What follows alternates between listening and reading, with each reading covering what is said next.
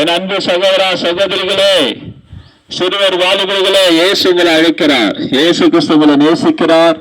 இயேசு கிறிஸ்து உங்க மேல் அன்பா இருக்கிறார். இந்த ஆண்டவர் இயேசுதான் வானத்தையும் பூமியும் அண்ட சராசரங்களை படைத்தவர்.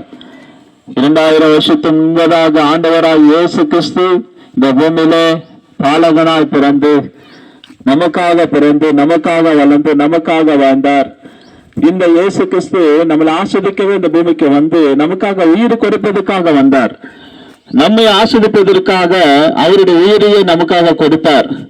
அவருடைய உயிரையே, அவருடைய ரத்தத்தையே நமக்காக சிந்தினார். இயேசு கிறிஸ்துவ ரத்தம் சகல பாவங்கள் நீக்கி நம்ம சுத்திகரிக்கும்.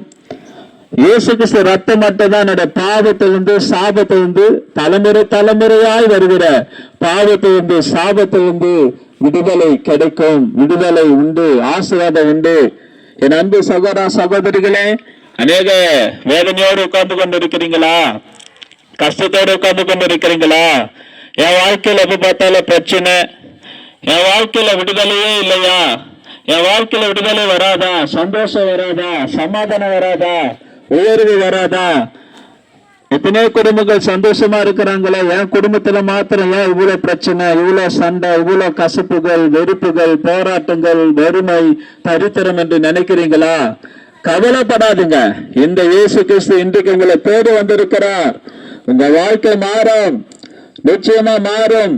ஆண்டவர் இயேசு சொந்த பந்துகளுக்கு மேலாக ஆண்டவர் இயேசு உங்களை உயர்த்துவார்.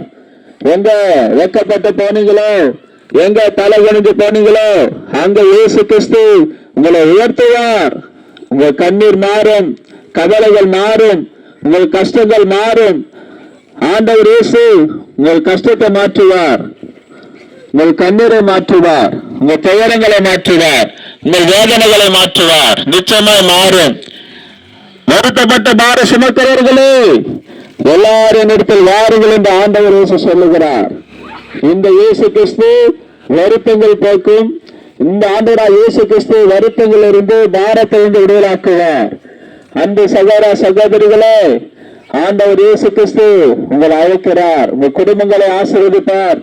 உங்க வாழ்க்கையில் இருக்கிற கஷ்டங்கள் மாறும், கடன்கள் மாறும், நிச்சயமா விடுதலை கிடைக்கும். வானத்தை பூமி படைத்த ஆண்டவர் உங்களை ஆசீர்வதிப்பார்.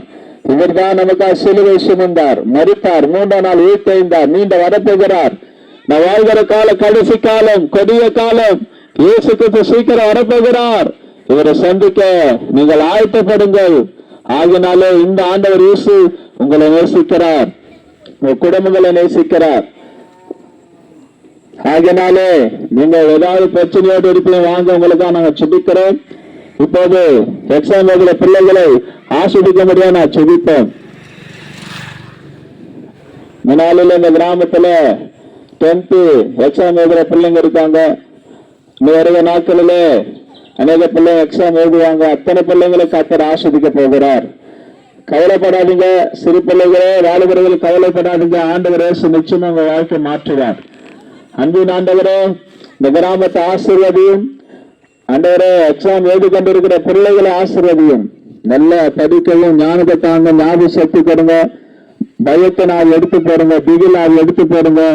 ஆண்டவரே, சேர்க்கிற பிள்ளைகளுக்குள்ள பலவிதமான சோர்வுகள், பயங்கள், கலக்கங்கள் எல்லாம் இருந்தாலும் அவைகள் இயேசு ரத்தத்தில் கழுவிப்படட்டும்.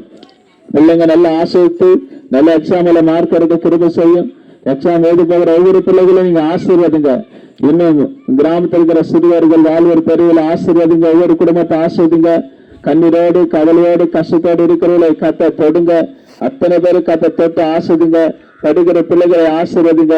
யாரெல்லாம் வியாதியோடு, நோயோடு இருக்கிறவங்க அத்தனை பேரு கத்த தொட்டு சுகமாக்குங்க.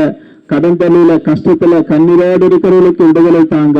ஒவ்வொரு குடும்பத்திலும் சந்தோஷ, சமாதான, ஆசீர்வாதம் இருக்கட்டும். இயேசு நாமத்தில் பிதாவே, ஆமென்.